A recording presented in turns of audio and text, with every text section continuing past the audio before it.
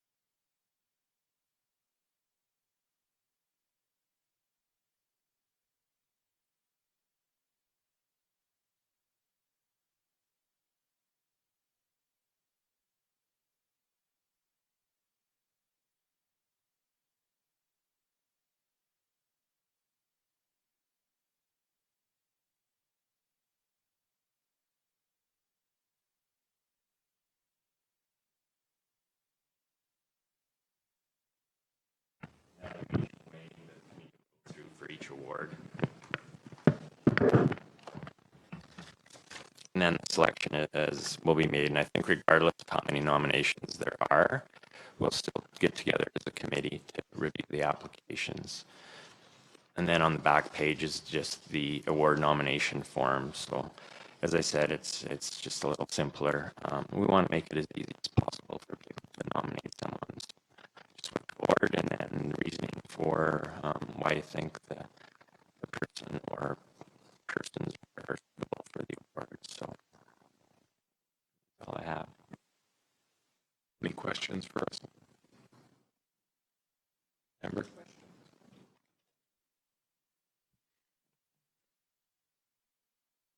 Really like the changes. I think it's a great idea. I think the cash award's a good incentive, and I love the simplified application form. And I also really support, I think it's a good idea for the committee to meet and review the applicants together. So thank you for your work on that. I think it's great. Any other comments? Can I have somebody move his information? Ben moves. All in favor? Carried. 2.3B, soil movement discussion.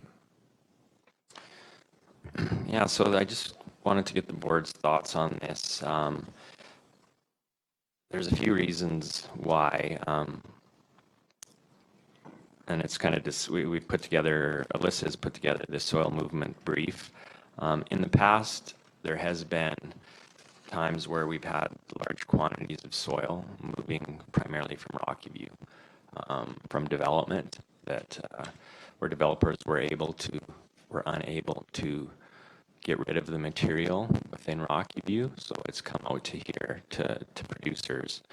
There has been a few instances where it's been used to fill in low areas that has turned out to be wetlands, and I know there's been two for sure where there was enforcement action from Alberta Environment because of it. There's also concerns with clubroot. Obviously, it's a soil-borne disease that moves with soil. Rocky View County, clubroot was discovered in Rocky View County last year, along with New Hill County. Mountain View County has it. Newell County has it. So we are kind of surrounded by it currently. So that's obviously a concern with soil coming in to the municipality that hasn't been tested. Weed control, of course, weeds move with soil as well. Conservation and just soil quality in general. Just speaking with my counterpart in Rocky View, they do have instances where entire quarter sections have been covered with what they thought was topsoil, but what turned out to be something else. So clay, contaminated clay. And so they have land sitting right now that's out of production basically because of that. So in the soil movement brief, it discusses the reasoning, the clubroot management, weed control, soil conservation and quality, as I said, regulatory concerns for drainage and wetlands. And then there's just kind of a comparison of what other municipalities have done or are doing. So Rocky View, land use bylaw amendment. So they do have site stripping, filling, excavation, grading, recontouring requires a development permit, as it does here. There's an exception for agriculture. They did have a development permit or statutory declaration requirement in the past. That has changed, and they've gone to just if a landowner wants to have topsoil brought in, they need to hire a PAG to sign off saying the material is acceptable. The reasoning for it, and the only reason they'll accept is that it's going to improve the existing conditions. So soil tests are done, organic matter, clubroot, texture. There'll be a number of factors that are looked at in regards to whether the topsoil is suitable or not. Mount View County, they have a topsoil bylaw in place. They actually have a committee, topsoil review committee, and so they review it before it's brought into the municipality. I haven't spoken to them yet just to see how much of an issue it is there or how their system works. And then Leduc County and Parkland County have policies as well. So the intent isn't to add more rules and regulations. It's just something I thought I would see what you folks thought. It hasn't been a huge concern. Like I said, there has been instances in the past where there's been soil come in. I've talked to the individuals in the past and expressed my concerns in regards to clubroot, suggested to the companies hauling it out that they do testing for clubroot before and ensure they aren't filling in any low areas. But other than that, we have no recourse. And it's, I guess, kind of up to the landowner, obviously, to be aware of what they're bringing into their farm, and they need to take some responsibility as well. So if there's thought that that the board feels that it would be worth maybe going this direction, we'd look at it in a little more detail, visit with each of these municipalities specifically to see what's working, what isn't, and then potentially come forward with a recommendation, whether it's through bylaw or policy, or whatever you feel. Or we can just leave it as is and you know, deal with situations as they arise.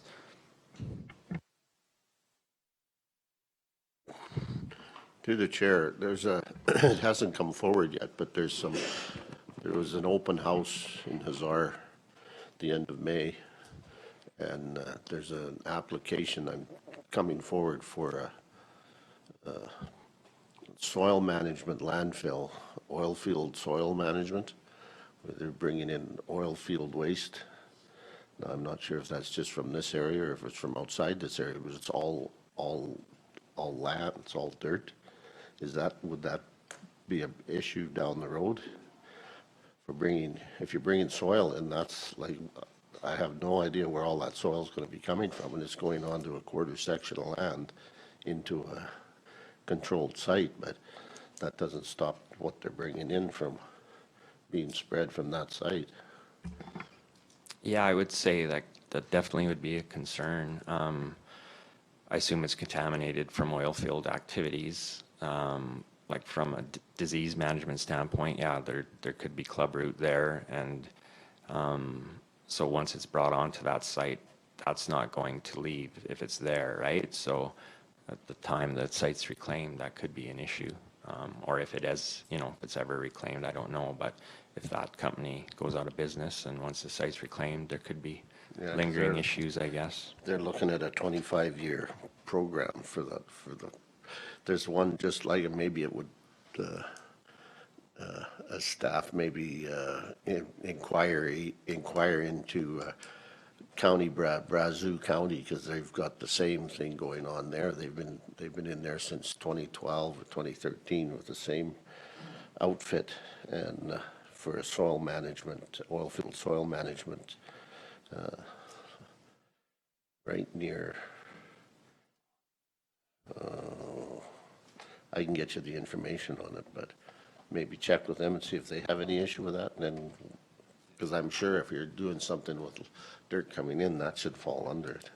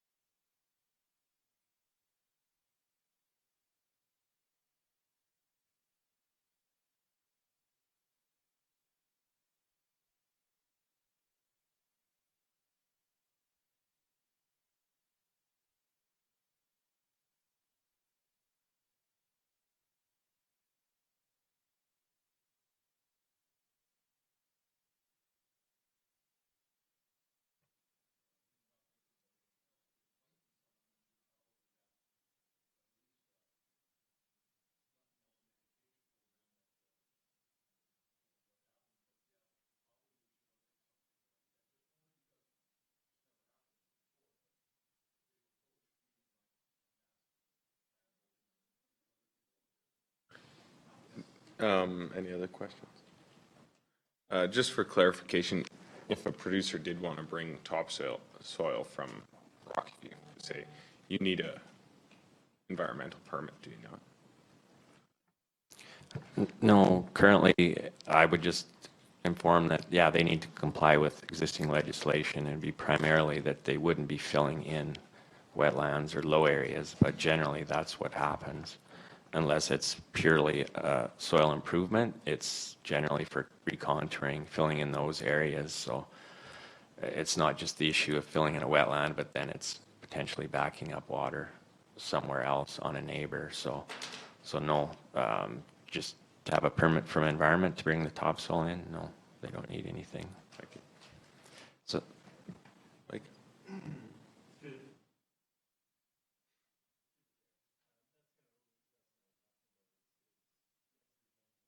Place. Likely, the majority of these people, I know, and bring in the improve their land to fill in the low areas, which we're looking at the historic of it is likely an environmental concern and needs some kind of environmental approval. Not a whole lot of folks bring it in just to amend their soil, and a lot of it is to have more producible acres, right? So the struggle is, do we want to be that regulatory body where it isn't going to be our regulation, it's environment's regulation, you need to get this permit. We'll tell them, but if we get landowner complaints on this, we may be looked at the ones to resolve it, where we should be pushing them towards the environment if there's a concern on filling in that wetland. We can say, well, we gave them the permit, but really it's environment that should be enforcing that permit. So that's where we're kind of struggling. How much input do we want to have into the system? Same time, like you say, 400 truckloads may be a concern for filling in that wetland, flooding out his neighbor, because that water's got to go somewhere, right? Neighbor did that to my Well, exactly. So how much input does the county want to have on this when it is affecting our landowners, regardless of what kind of individual approval we have on this? That's kind of what the discussion we've been having internally. Didn't that one in Cheadle, didn't that end up, that wasn't much of a, that was just moving dirt on his own land, and environment got involved in that and caused all kinds of, Across the road, they brought in 400 boats. yeah, That's what caused his problem.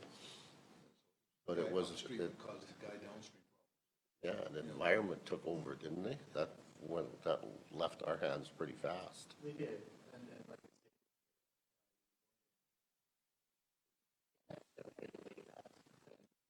I think that one just kind of fell off the books. I don't think there's been much going with environment. So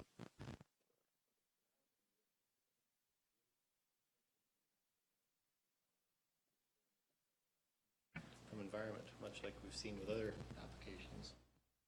Any other comments? It's through the chair. Yeah, from my standpoint, like the regulatory side of the club issue is obviously a big issue, and then just the soil quality. And like I said, based on what's happened to Rocky View, and I think it was only one case, but it was a full quarter section that now they're dealing with weeds because that's all that's growing there. It's unfarmable. So I was going to go and potentially look at the site and just to see how, what happened. But I think that is one of the concerns is just there's might be advertised as topsoil, but it sounded like there was, lots of other contaminants in it, garbage and stuff. So there is instances like that landowner might be thinking he's getting one thing, and even if it's just for soil quality improvement, and it's going to go the other way. So we could definitely do some more research and have some options of different ways to bring to our meeting in October. For sure. Rex, you had a comment? Yeah, I was just gonna say, testing would be a Yeah. idea. So, restriction on bringing in. I mean,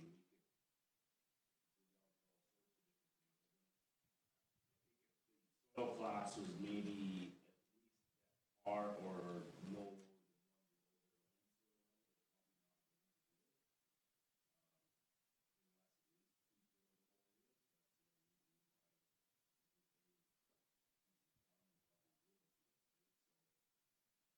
Us, all we could maybe say.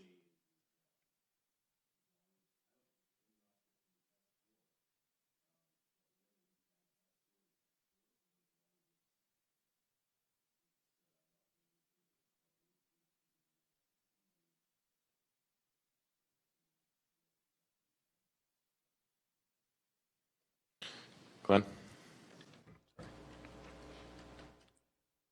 I haven't thought about it much, but when you mentioned Rocky View, and when Tom spoke up, I would never bring soil in. I've had some come in on pipeline, and I know where it come from. And I'm thinking most farmers that have been farming for a while would be the same. Not to say anything against Tom, but there's a lot of acreage people out there that have, larger tracts of land for an acreage. And it could be tempting And they wouldn't, oh yeah, grass grows and horses will be happy. But there's going to become a time when everybody's looking at this and the trucking costs a lot of money to move this topsoil out of there. What would stop a company from buying up a quarter section, fill it up with topsoil, what they say is, and just abandon it because of the value of stripping off the land in the city? I mean, at some point, it's going to become economically feasible to do that. I'm thinking we should have something in place. Just because in testing, I think is a good start. But we're gonna have to say, you know, so many tons or loads or, we'll have to get the word out. But at first I wasn't that concerned because you always look at yourself, you know, you always look in the mirror, but I think it's gonna be a problem. Amber? I agree, and I don't think we can look at our good ag producers when we're making this decision. Like, all of the regulations that we tend to make are for, you know, that 1 in 100. I'm not saying that. And me, Tom, and me. What I was going to ask is if you are providing more information, if we could get information on the efficacy of the testing, because I'm kind of skeptical with something like Club Root that you could test very accurately, especially if you're talking about 200 B trains, or like your sampling size would have to be massive to identify. Through the chair, no, you're right, and like club root testing isn't 100% for sure, so it would be just a gauge. You'd still be taking a risk that it could have it regardless of what the tests say. Yeah, it's, if there's no, any other questions, comments? It's funny that this has come up because not a month ago, we had a developer come to us and looking to start a sand pit. And we said reclamation issues and everything like that, and they said, well, they can bring topsoil in and everything from Rocky View, just on the south side of the city, and we were a little leery because they just, you don't know what they're bringing. So as a producer, I mean, I'd be happy to see testing, and just reading through the details on each municipality, I would be leaning to a little more towards Rocky View's policy, just because of the testing. And Mountain View, was it Mountain View? Yeah, sorry, Mountain View. Yeah. But if there's no other questions, we can direct staff to bring back some more information.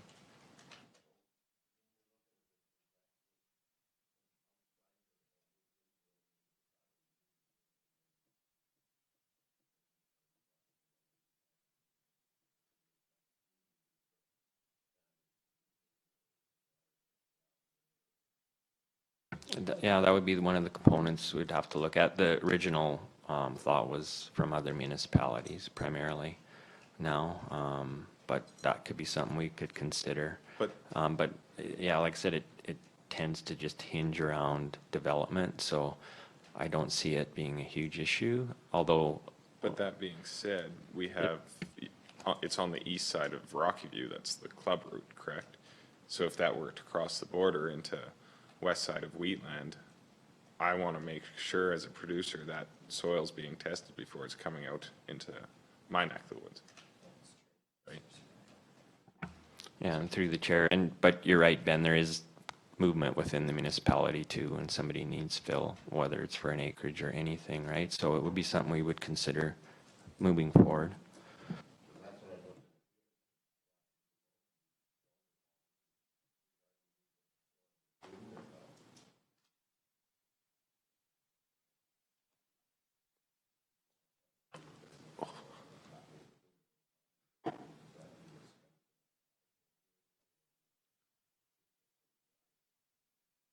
Well, for them, it's like with Rocky View in particular, it's from within their own boundaries just because of the amount of development. And it is getting pushed out here because it's cheaper to truck it out here than to deal with the regulations in Rocky View, or they're just unable to in Rocky View. I think we've had significant discussion. If we can have direction from the board to bring information back. I'll make a motion that administration bring back an RFD regarding a way to deal with the soil movement and potential impacts of that on the municipality. Any questions on the motion? All in favor? Carried. Moving on, 2.3C, Clean Farms Ag Grain Bag Twine Recycling Pilot Project. Yeah, so I think everybody's obviously aware of our own program that's been in place for a while. We're currently at about 283,000 kgs of plastic since fall of 2015. It's about 1,400 bags we've recycled. So the Agricultural Plastics Recycling Group, which is made up of 20 organizations with different municipalities, ag producers, retailers, etc., have applied for funds and were granted $1 million in funding from Alberta Ag through the Alberta Beef Producers to run a pilot project in the province regarding just plastic grain bags and twine. So currently what they're looking for is 20 sites in the province to set up this pilot project. They asked for expression of interest, and I sent in an application. We did a survey that we'd be interested in possibly doing this. There's no obligation, but just to find out more about what would be happening. So I did include just the survey that was sent out. There was another one last week that I did, as well as they had some frequently asked questions. Clean Farms, a Q&A about how the program will work. So the collection sites will be required to offer a free drop-off of rolled secured grain bags, as well as bag twine to producers. So, and we're currently doing both with the grain bags we roll, and then the waste transfer sites do collect twine, which is shipped to Drumheller Solid Waste. So with this program, they can take, or they will take, any size bag. They have a few different recyclers in place or are working with, other than just our local recycler, which is Crowfoot Plastics and Merlin Plastics. There is one for sure in the United States, I think, that they're looking to deal with. So what they would do is, or what they would like is a site to be set up. You need a loading dock to load a trailer. They haul 18 to 20 ton, 120 bags to the facility. The collection site needs to, like I said, have a loader, a loading dock. They'll hire somebody to load it, or if you have the capability to load it, Clean Farms will pay you to do that. What they will do is pay $55 a ton for the plastic, as well as a site incentive fee for every ton of material collected. So right now, if we stay with our current program, we sell it to Crowfoot Plastics, and we're averaging around just over 100 a ton on that. But they'll pay us a site incentive fee regardless. So if we stay as we are, they'll pay us for that.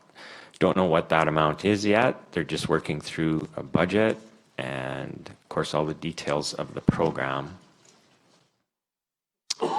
They're hoping to launch October 1st of this year. So as I mentioned, there was 20 sites they want. I think they've had 50 interested groups or municipalities come forward to potentially get involved in this. And right now, the majority are in central Alberta, and they're all kind of down the central part of the province, down the Highway 2 corridor. So there's going to be some gaps they're going to have to fill. I think their hope is that farmers won't have to travel any more than 50 to 75 kilometers, I think, to one of these sites. So I just, like I said, wanted you to be aware that this is happening. I wanted to kind of gauge your interest as well to see if you were happy with where we were at with the current program, or we could get into it potentially in more, like, be more involved and be a collection site for not just our producers, but for the area, right? So I don't know how that would work logistically. We'd have to collect it in the yard. It would obviously take more time. You'd have to inspect the material coming in, especially at the start, to educate everyone, ensure the material was, there wasn't, you know, contamination in the material.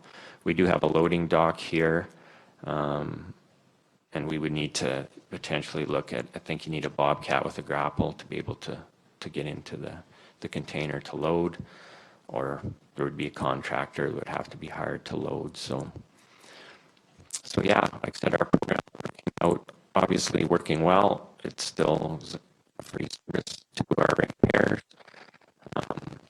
They said here it's up to the individual. You could charge a fee for service for rolling. Obviously, we could do the same, but as far as this program goes, you have to offer the service for free to drop it off. You could charge a fee if the material was contaminated and had to be removed or rejected.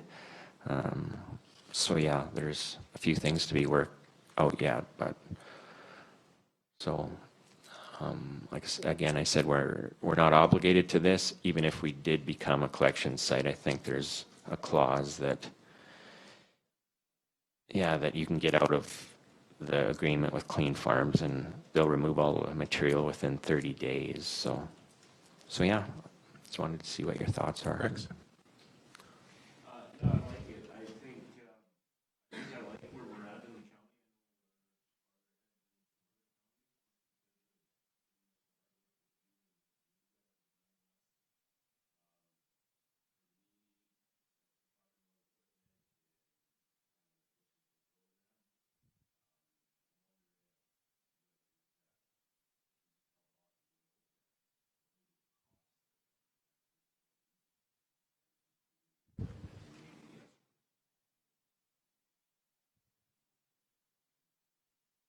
Yeah, through the chair, and that would definitely, like, we did kind of a cost analysis on what we're doing. So what they, once they have their numbers down and know what they're paying for a site incentive, we'd compare that to staying as we are versus going the other way, getting $55 a ton site incentive fee and then them trucking.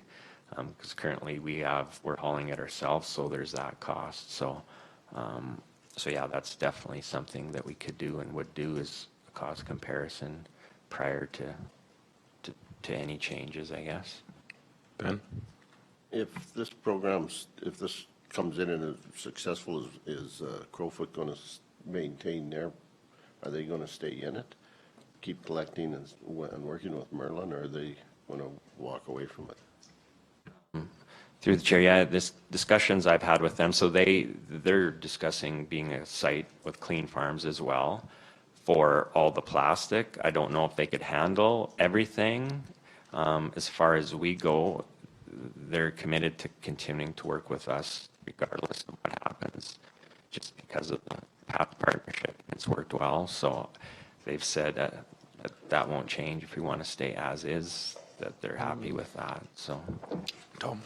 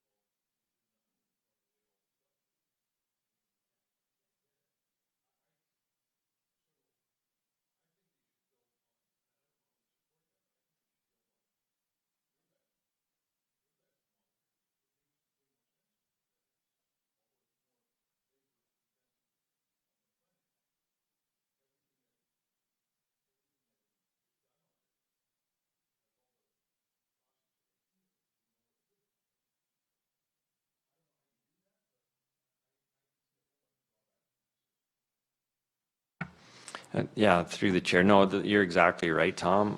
Like they are, like Merlin Plastics has recommended that the program, they do what we're doing.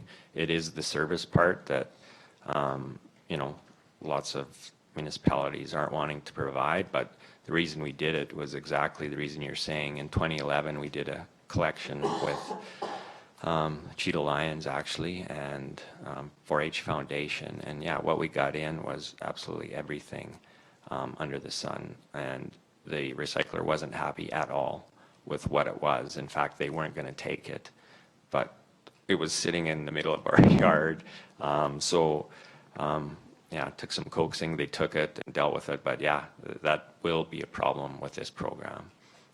It's going to be education at the start. It needs to be, yeah, there'll be material rejected. There'll be stuff that comes in that isn't acceptable. So how long it'll take to educate people, but we're definitely past that point. And yeah, I'd be hesitant to go back to that based on what we're doing. So, but I guess that's part of a pilot project that they'll find out as they go forward how it's going to work. Any other comments?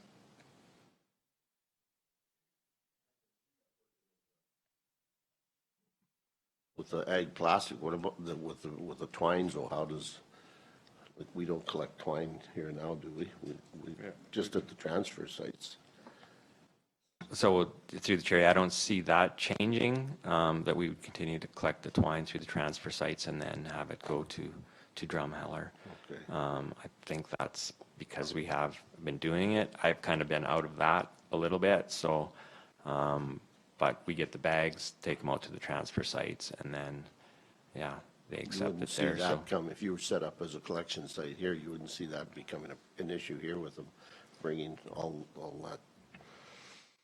yeah, it's something I haven't thought about whether we would accept that here as well. I was kind of thinking we would stay status quo, because then there's more options for guys in the municipality to collect it at each waste transfer site rather than having to bring twine here.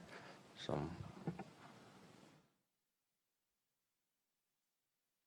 So Russ, are you looking for direction to keep the interest going for the one of the 20 sites?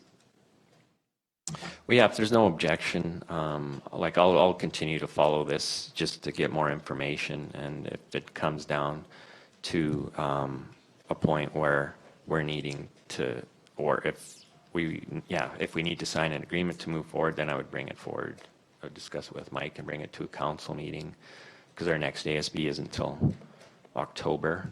But like I said, the way it's going, it's working well, so I'd hate to, to move to something that maybe wouldn't work quite as well. So once we get those numbers, that'll kind of be the biggest tell for me whether it's worth even looking at anymore or just staying as is. Because like I said, we're going to get that payment, incentive payment anyways. So, you know, if it's substantial enough, we'll be making quite a bit more money through that. Sounds good. If there's no other questions, I think we have sufficient information to accept. And if there's any other updates, Russ will bring it to council and to the next ASB. Rex wants to move as info. Perfect. All in favor? Carried. 2.3D, RFD, Livestock Emergency Preparedness Training and Producer Awareness. Yeah, so I just wanted to make everyone aware that, so in the past, we did apply for a grant, Ag Services, through going forward to do a livestock emergency response plan. Jay Woods Livestock was the contractor that did the work and was with Rocky View County as well. So there was an emergency resource guide and emergency response guide developed from this. So once this was done, the intent was always to move forward with training in the guide, and it was just a matter of there was supposed to be another grant coming, and finally there was in 2018. It was applied for through Emergency Services. Judy made application, well, I guess in March of 2019. Grant was approved. is through the Canadian Ag Partnership. So there's a training and education component to moving forward with the response plan. So the original developer, Jennifer Woods, has also developed the training and training and awareness program for this. So, so what we have in place with that, if you go over the next page, the livestock emergency response course. So we would be looking at having or hosting 4 two-day workshops. So it'll be primarily for emergency services personnel, right, that are responding to these situations. I think it would have potentially 1 or 2 ag staff attend as well. And on the next page, there's just a breakdown of what that entails, of the course activities. So it's classroom as well as hands-on. There is a requirement to have some livestock in place, as well as trailers, liner trailers, and stock trailers as well to assist. So we'd need to look at a facility like the stockyards or something like that where we could handle the livestock. And yeah, so there's a number of things that would be looked at through that training. And then as well, there would be 4 emergency planning newsletters produced, 1 or 2 town hall meetings first to introduce the response guide to the resource people. So resource people would be the trucking companies, the feedlots, the LIS brand inspectors, the vets, the ones that you're going to rely on for, for certain things if an emergency does occur. And then in addition to that, there would be the producer component, education for producers as to what to do in an emergency.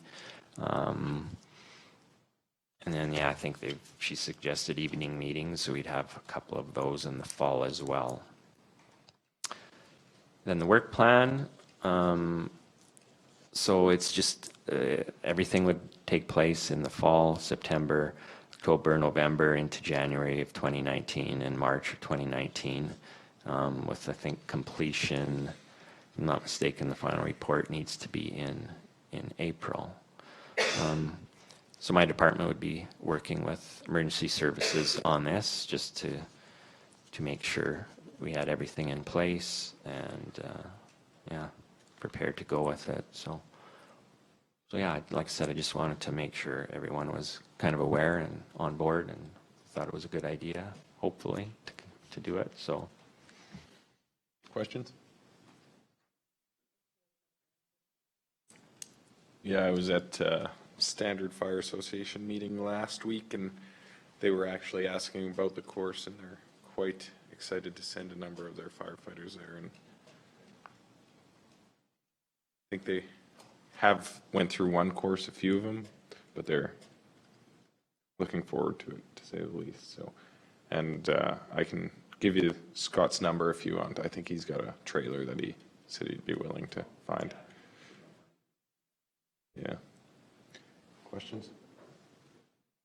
Can I have somebody accept his information? Glenn moves. All in favor? Carried. Moving down, reports. Chairman's report. So it was a very slow, 3 months?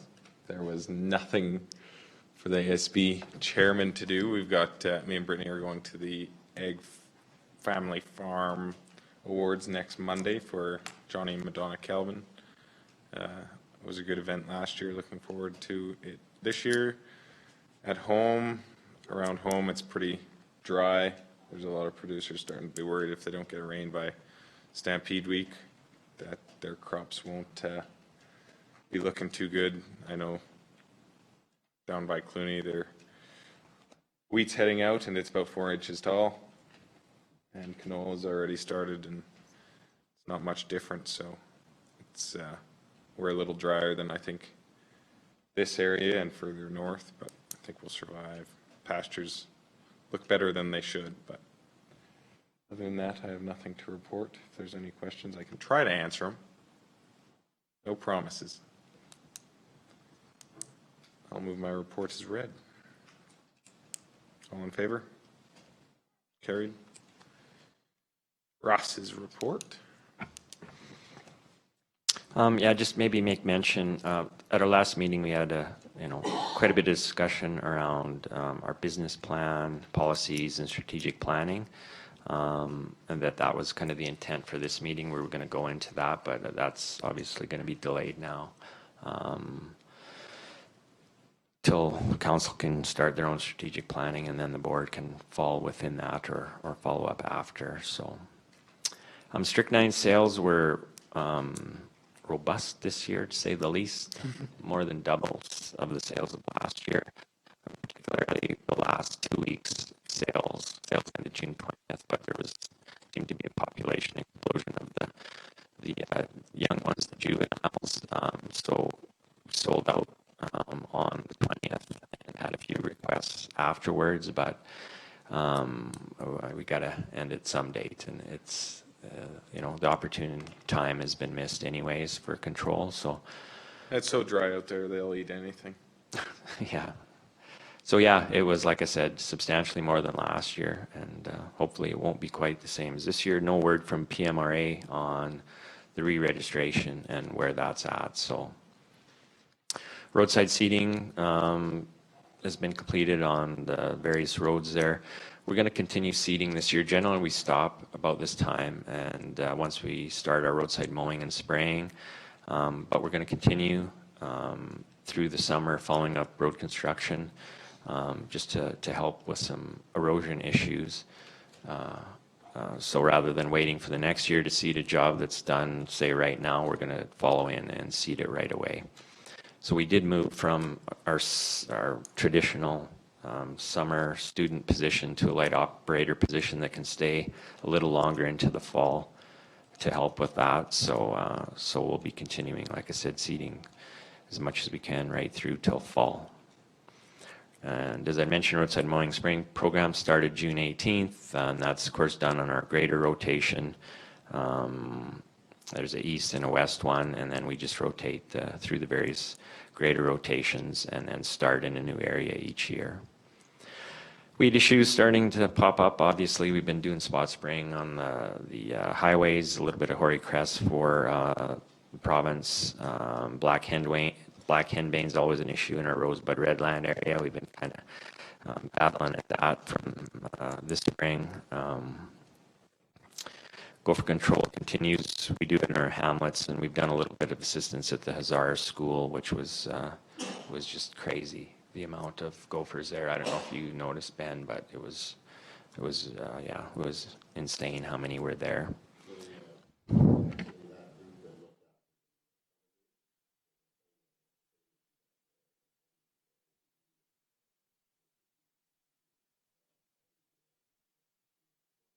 So there was a request from the school to assist with it. So just after discussions with Mike, we offered to help out with that.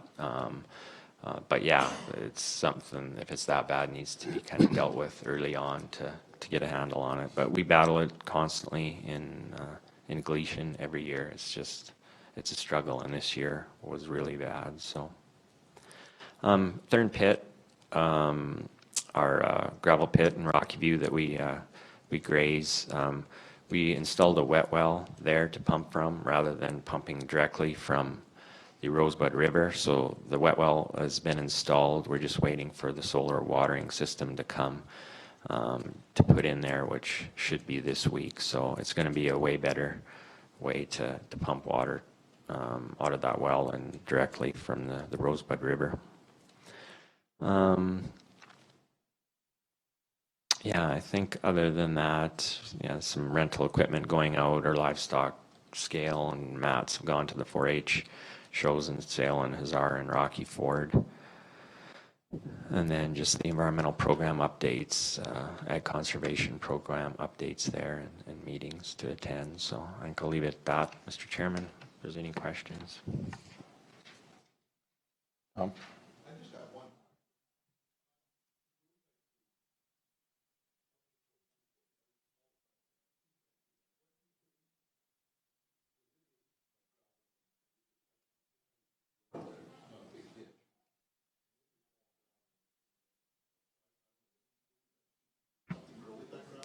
Yeah, it's difficult. I mean, our roadsides are traditionally tough to get grass growing in because it's hard packed clay. In those instances where it's gravel, yeah, it's tough. Grass will creep in there eventually.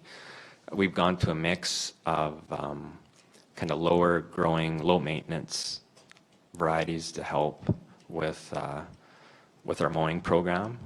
So once stuff's cut, it doesn't grow as fast, and just kind of a variety of grasses to suit every condition, whether it's hard packed, no topsoil, flooding. So there's slender wheatgrass, sheep fescue, creeping red fescue, perennial ryegrass, western wheatgrass is our current mix. So it's difficult. It's going to be difficult in that situation. And to be quite honest, there'll be brome grass that'll probably come in there first. That's traditionally in the ditches anyways. But yeah, in those situations where it's just gravel or might not be anything come, or it's going to take a long time. So Rex, sorry. Well, just a couple things, sorry, so you were saying, no word if it's registered for next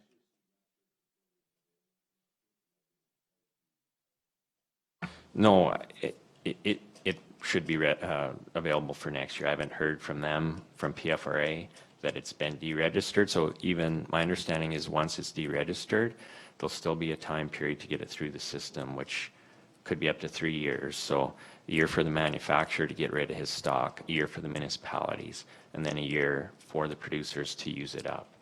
So even if it, all of a sudden next week they said it's done, next year we would still have strychnine. Still fear that program will end at some point? Yeah, it's still, PFMRA had asked for a comment period. As far as I know, they're reviewing those comments right now. And I think it was at our South Region conference, there was a PMRA rep there. She felt that it would take a year just to get through all those comments. So I think we'll be okay. I hope.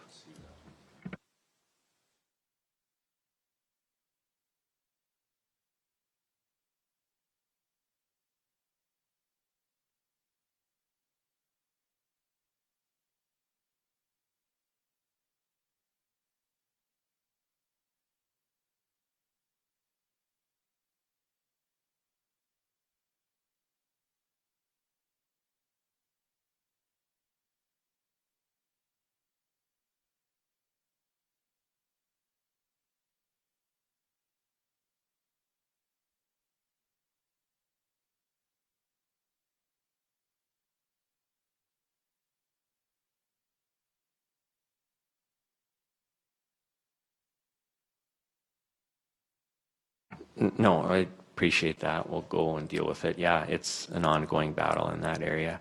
I thought the well site had been dealt with, but maybe not yet then, so we'll double check on that, and go have a look at that material. Maybe I can have a quick look and I'll let you know. Yeah. Send you pictures. Yeah, anytime dirt is moved in that area, or anytime there's a disturbance, that's the first thing that pops up, and there's lots of it, so. Any other questions for us? No? Can I have somebody move his report, please? Tom moves his report. All in favor? Carried. Moving on, Barb is not here, but her report is here. I won't make Russ speak to it, but if everybody takes a few minutes and reads it over, if you have any questions, pipe in, and I won't, as soon as you're ready, we can move the report.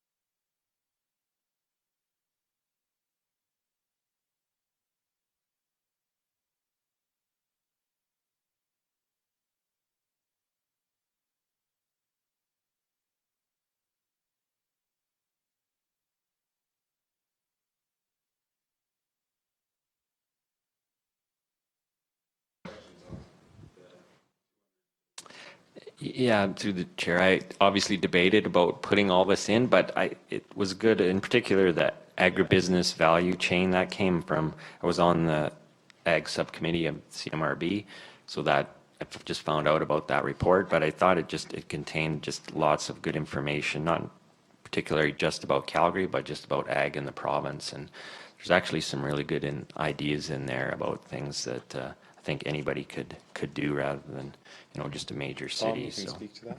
Yeah, I'm actually.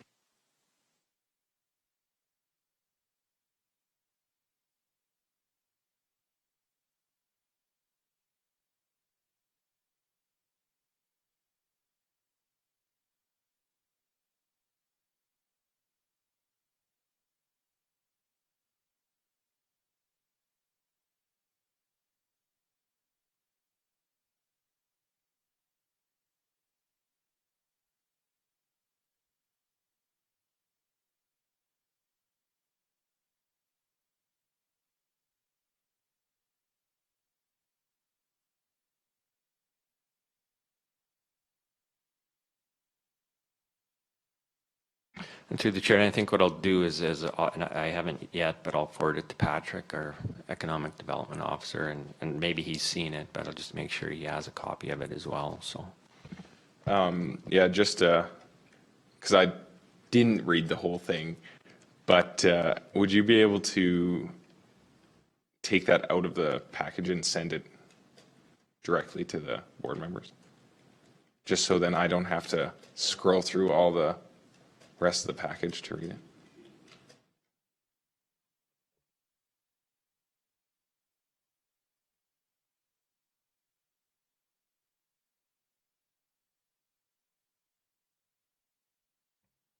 Any other comments on the correspondence? No? We have a mover, board's wishes. Ben moves his information. Any comments, questions? All in favor? Carried.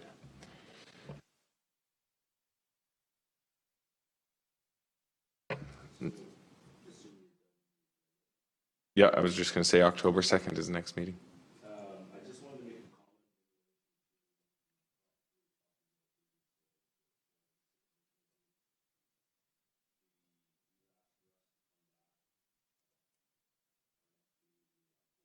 Can we get some more information on that?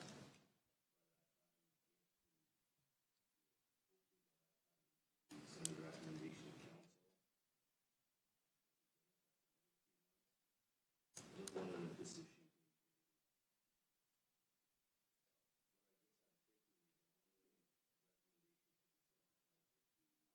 Stop.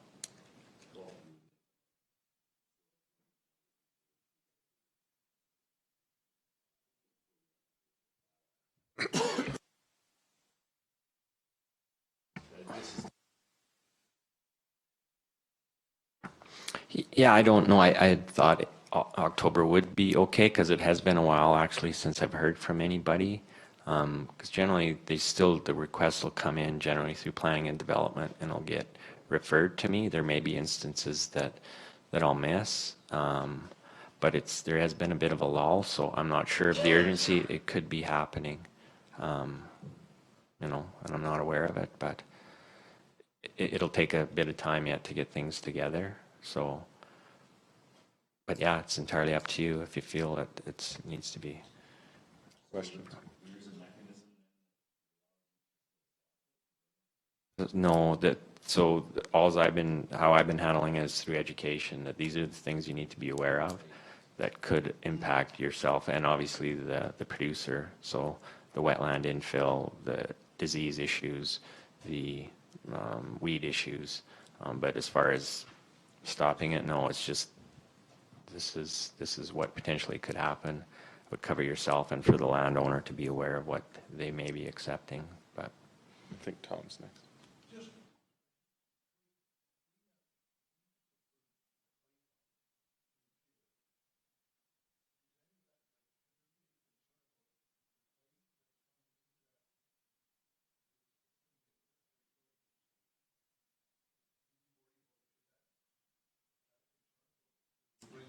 I don't know, like,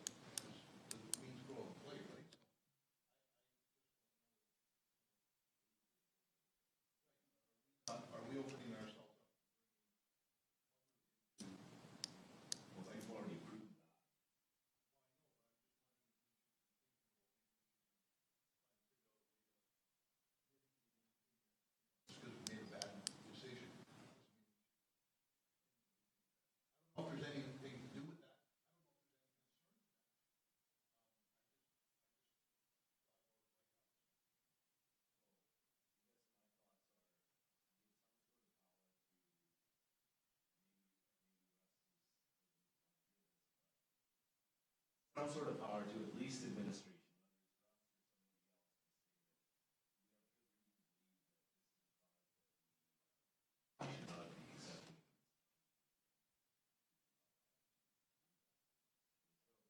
A moratorium on that type of stuff.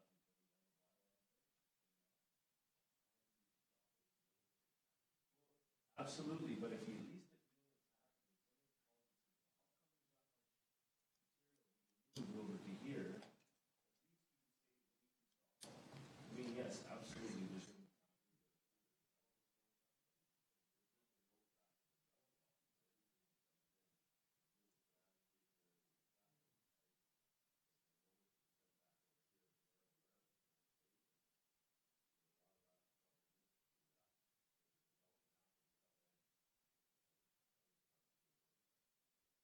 Yeah, I guess, so in that situation where, yeah, the development department is involved, I have suggested, there was one case that I knew where the material was coming from, and I said I would not bring that into the municipality, and through the development permit that, yeah, it wasn't accepted.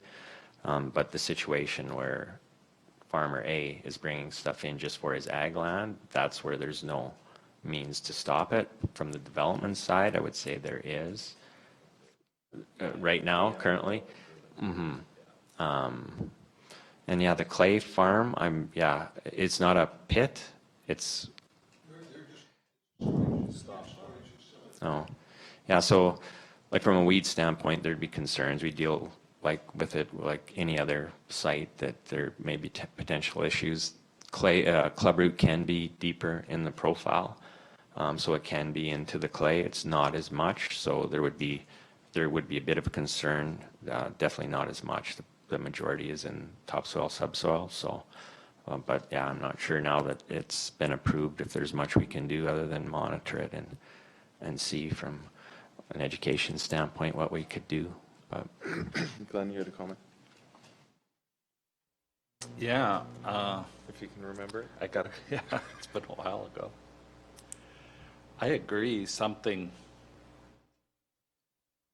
with the clay pit. After what we went through yesterday and the problem that built into, if they're having trouble getting rid of some of this stuff, it can have some topsoil all of a sudden get mixed with some clay, or I know they have to sell it, but at some point, there's a tipping point. But Russ, how do you know soil's coming into the county going on to ag land? I'm thinking somebody can just haul it in there and you wouldn't know about it till they complain about it. If there's no problem, nobody will ever know.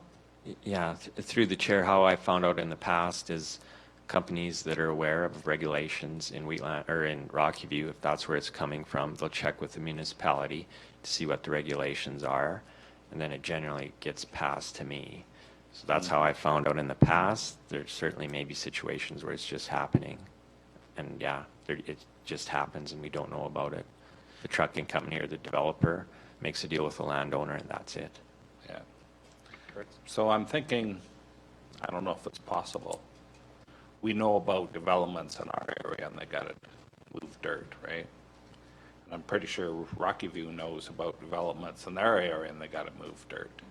Is there a way to get together with the surrounding municipalities, Rocky View in particular, that they would notify us of a development permit and where dirt has the potential to be moving out and to inform us or to make, and then we can contact them? I don't know. We're crossing municipal lines, but so is the soil. Because how are we going to know anything's coming in? If we want to do something and track it, we have to have some way to know about it. Or otherwise it'll, well, you know what happened in the other outfit. They had stuff they weren't supposed to have, and they only had to haul it a couple miles away, and it was good for 2 weeks or 3 years. I don't want that to happen again. But I don't know how we can stop it. I mean, yeah, I certainly can ask Rocky. I mean, they obviously have a ton of projects going on, so to know which projects are happening, they probably tell us to know where the topsoil is going. Yeah, I don't know. discuss it with my counterpart because he's obviously involved in it from Rocky standpoint. So I'll see if there is a way, a mechanism to inform us and go from there. Tom, go ahead.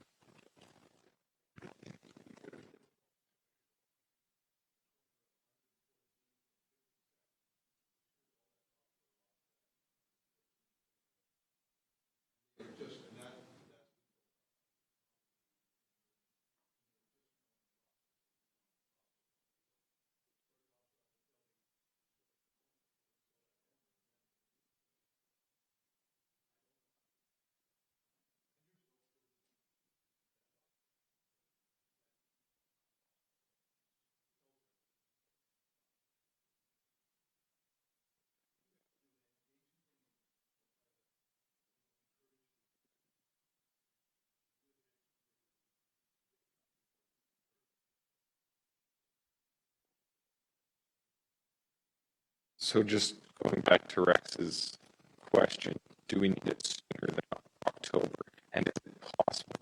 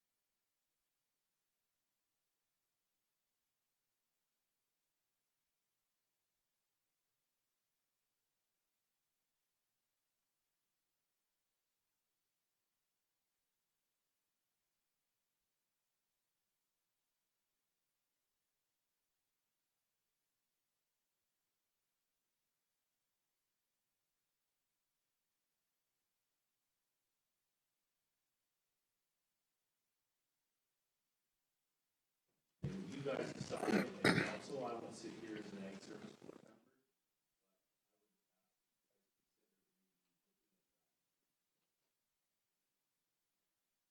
Could probably add it to the agenda if Ross wanted to come in and speak.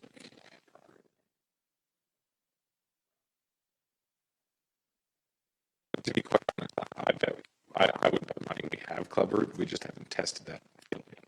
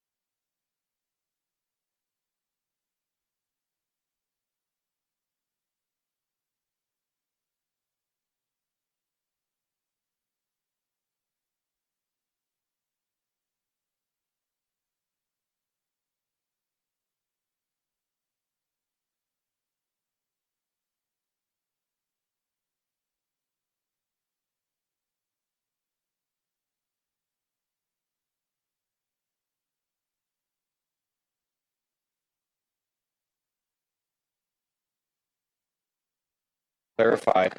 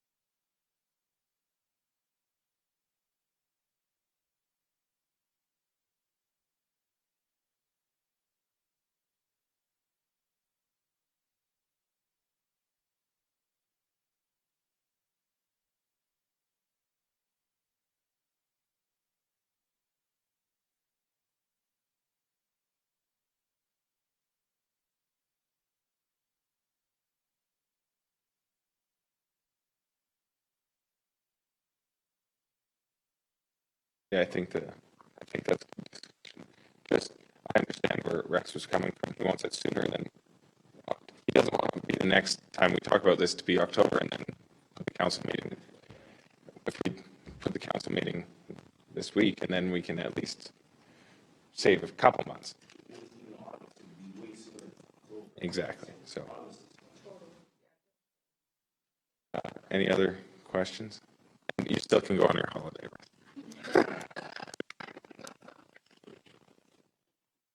Any other questions? Rex is moved. All in favor? Carried.